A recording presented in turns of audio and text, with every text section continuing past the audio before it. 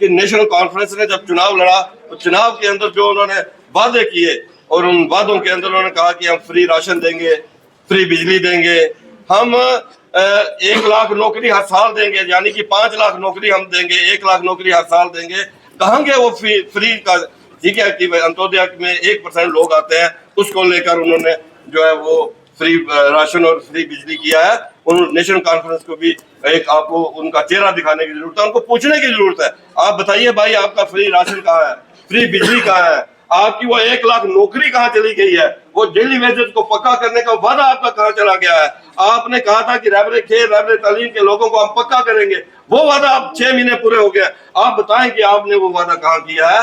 हमें national conference से भी ये सवाल पूछना है, क्योंकि हमने अपने 10 वर्षों के अंदर यहाँ पर हम जो हमारी 4 साल की सरकार रही, हमने यहाँ पर नेटवर्किंग यहाँ पर खड़ी की, हमने यहाँ पर नेशनल हाईवे यहाँ पर लाया। जिस दिन ये नेशनल हाईवे कंप्लीट होगा, पुंछ से हम लोग जम्मू 4 घंटे में पहुंचेंगे। आज भी हमें यहाँ पुंछ से जम्मू पहुंचने में, जबकि वो हाईवे आधा कंप्लीट हो चुका है, हमें 7 घंटे लगते हैं। लेकिन जिस दिन ये कंप्लीट होगा, सब टनल कंप्लीट हो जाएंगी, पुंछ से जम्मू पहुंचने में हमें 4 घंटे लगेंगे।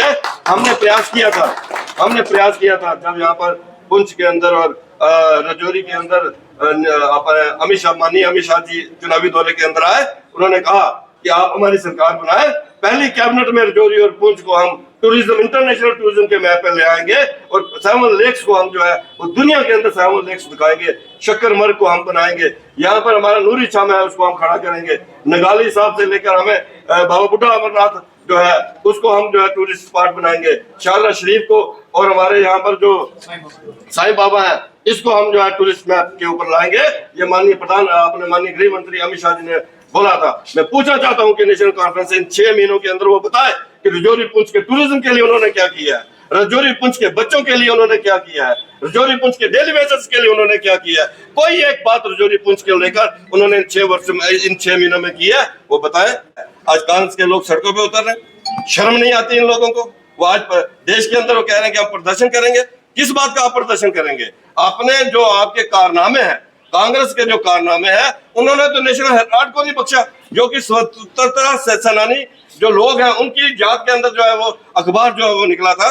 मैं आप सबसे भी ये कहूंगा, ये एक ऐसा विषय है इसको आपको भी पढ़ने की जरूरत है और नीचे तक ले जाने की जरूरत है कि कांग्रेस किस ढंग से कांग्रेस ने जो है वो करप्शन के अंदर डूबी हुई है। वो कांग्रेस समाज के बच्चे हैं, वो बाकी जिलों के अंदर, कश्मीर के जिलों के अंदर नौकरी नहीं कर सकते थे और 5 अगस्त 2019 के बाद माननीय प्रधानमंत्री नरेंद्र भाई मोदी जी ने गुज्जर बकरवाल समाज के बच्चों की वो इंटर डिस्ट्रिक्ट रिक्रूटमेंट बैन को हटाया, यहाँ पहाड़ी कबीले को एसटी का दर्जा दिया, ओबीसी समाज को जो है वो उनका रिजर्वेशन जो है वो उनको दी। यहाँ पर हमारे जो एलओसी सटे जितने भी गांव हैं, जब भी वहां से फायरिंग होती थी वो उनको भागना पड़ता था, अपना घर छोड़कर भागना पड़ता था। उनके लिए यहाँ पर बंकर बने, कम्युनिटी बंकर बने, इंडिविजुअल बंकर बने। राजौरी पुंछ के बच्चे जो है खाड़ी देशों के अंदर जो है नौकरी के लिए उनको जाना, अपने काम के लिए वो जाते हैं और वीजा बनाने के लिए जम्मू जाना पड़ता था। राजौरी के अंदर जो है वीजे का ऑफिस खोला गया था कि राजौरी पुंछ के हमारे नौजवान जो है उनको जम्मू जाकर वीजा ना बनाना पड़े। और लेकिन मैं इतना जरूर कहना चाहूंगा कि जो कांग्रेस की जो सरकारें रही, कांग्रेस जो है वो घोटालेबाज हमेशा रही। घोटाला ही, आप अगर कांग्रेस के इतिहास को देखेंगे तो वो साइकिल घोटाले से लेकर वफद घोटाले तक की अगर आप बात करेंगे तो घोटालों की ही सरकार रही। लेकिन जिस ढंग से उन्होंने एक आज का मुद्दा जो है पिछले 1-2 दिन से जो बना हुआ है कि ईडी ने जो है उनके खिलाफ चार्जशीट, अपने सोनिया गांधी और राहुल गांधी के खिलाफ चार्जशीट जो है वो पेश कर दी है कि क्यों ना इनके ऊपर जो है वो केस चलाया जाए।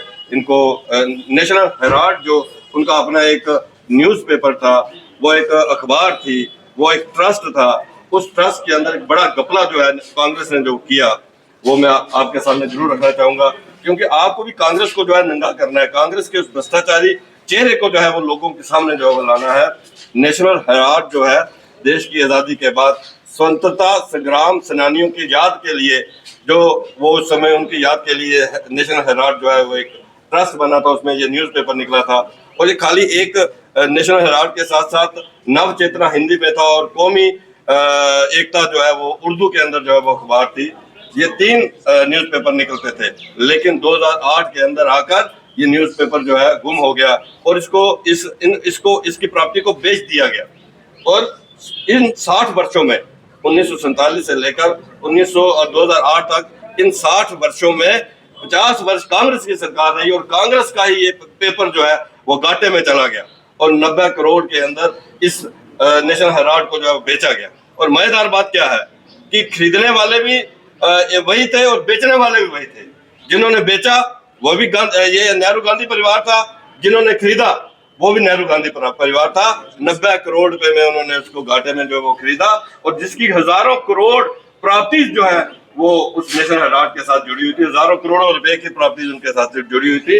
आज कांग्रेस के लोग ये कह रहे हैं कि प्रतिशोध की भावना से भारतीय जनता पार्टी ये काम कर रही है। भारतीय जनता पार्टी ने कुछ नहीं किया। आपको ध्यान होगा कि जब कांग्रेस की सरकार थी 2013 के अंदर दिल्ली हाई कोर्ट के अंदर एक PIL दायर की गई, इनके खिलाफ एक PIL दायर हुई और कांग्रेस की सरकार के दौरान हुई और 2014 के अंदर इनके खिलाफ जो है वो एक इंक्वायरी जो है इनिशिएट की गई। सोनिया गांधी और राहुल गांधी जो है वो उस पे मुचलके पे थे और अब जब सारी इंक्वायरी के बाद ये लगा कि एक बड़ा घपला जो है इसमें हुआ है, एक करप्शन का केस इनके ऊपर हुआ है, तो ED ने इनके खिलाफ चार्जशीट पेश की है। इनको फेस करने की जरूरत है।